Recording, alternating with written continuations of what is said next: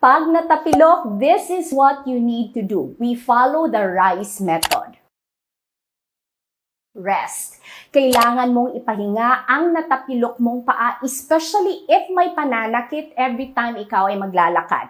This is to make sure na hindi mag-worsen ang iyong kondisyon. Ice. Lagyan mo ng cold compress, ibalot mo muna sa isang cloth, tapos ilapat mo ito sa natapilok mong paa. Makakatulong kasi ito sa pamamaga. Let it stay there for 15 to 20 minutes, tapos pwede mong ulitin ito after 3 hours. Compression. Makakatulong ang paggamit ng elastic bandage para mapigilan natin ang pamamaga. Pero take note, dapat hindi din masyado tight para po to allow proper blood circulation. E stands for elevate. Kailangan mong itaas ang iyong paa every time ikaw ay magpahinga. This way po, makontrol natin ang pamamaga.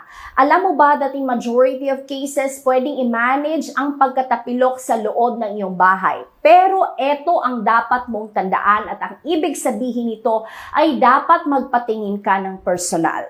Hindi na ibsan ang iyong sintomas after 2 days.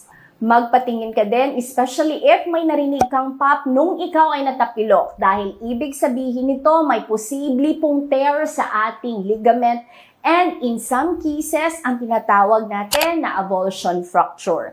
Tandaan mo ito dahil pwede din itong i-apply sa mga bata, especially ngayong pasukan.